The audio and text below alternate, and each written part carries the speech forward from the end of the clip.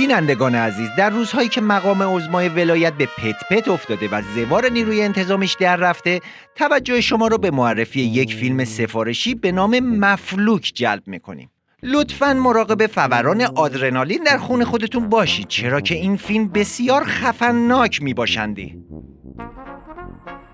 در سکانس اول با یک سرگرد نیروی انتظامی آشنا میشیم که در جریان فتنه‌ها چشماش باباغوری شده و شوش رو هدف میگیره اما جردن رو میزنه. در ادامه میفهمیم که این سرگرد نیروی انتظامی هم مثل مقام عظما جسم ناقص و روح آشولاشی داره. پسر جان، نذار این روح به جسمت آسیب بزنه. اما دشمنان نظام کاری به روح و جسم پرسنل گاگول نیروی انتظامی ندارن و درست در بحبوحه همین وضعیت قاراشمیش یکی از دانشمندان هسته‌ای نظام رو مورد ربایش قرار میدن.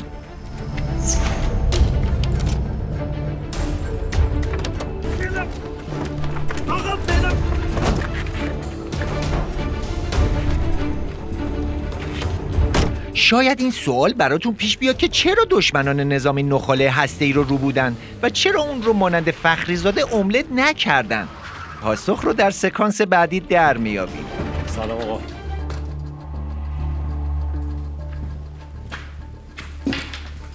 اینم کیف لوازم شخصیش آقا. موبایلش؟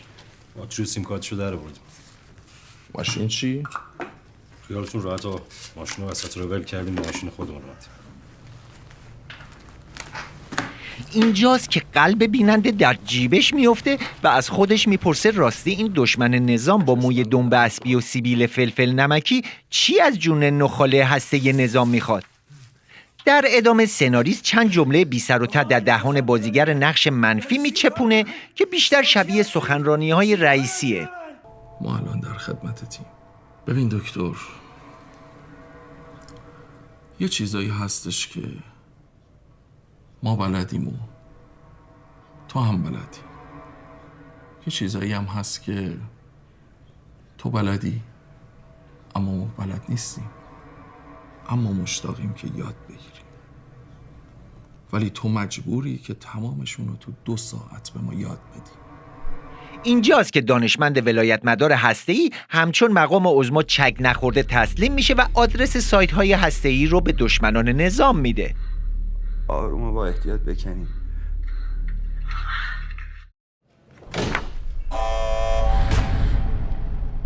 سرگرد باباغوری به محض اینکه در جریان واقعه قرار میگیره ناگهان به اذن مقام عظمای ولایت جسم و روحش بالانس میشه و برخلاف سکانس اول سیبل رو مورد غبار روبی قرار میده.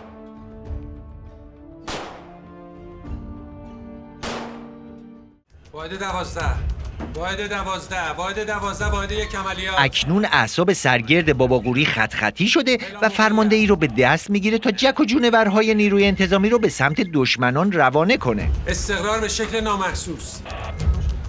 سرگرد فرمان رو صادر کرد و جک و جونورهای نیروی انتظامی هم به شکل نامحسوس با گرد و خاک زیاد راهی میدان شدن.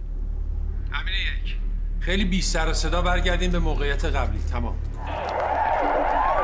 از اینجا به بعد کارگردان و سناریست و بقیه عوامل کنار میکشن و سرتشتک نیروی انتظامی بساط پهن کرده و اجناس بنجل نیروی انتظامی رو در معرض نمایش میگذاره و ما بینندگان میفهمیم که نیروی انتظامی ماشین داره. و تازه اینکه چیزی نیست، نیروی انتظامی کوادکوپتر هم داره و میتونه از حیات دشمنان نظام فیلم برداری کنه.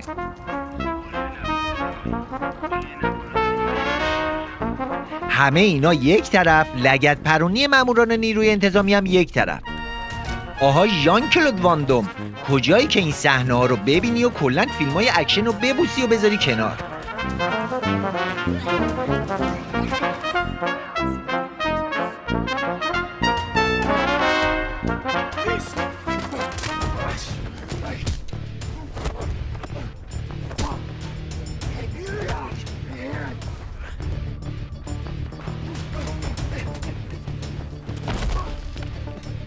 اگه فکر کردید این فیلم فقط برای تبلیغ نیروی انتظامی ساخته شده، سخت در اشتباهید، چون تبلیغ سس کچاپ هم جز اهداف این فیلم هست. ملاحظه کنید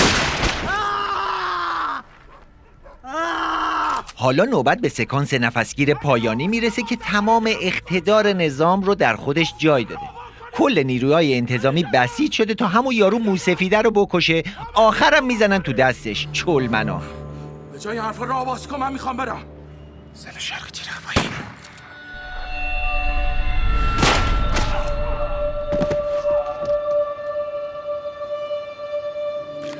مقام عظما این فیلم رو ساخت تا بسیجی‌ها خاطره املت فخریزاده رو فراموش کنن، اما این فیلم نشون داد که اوضاع عظما و نیروی انتظامیش آبدوخیاری تر از این حرف هست.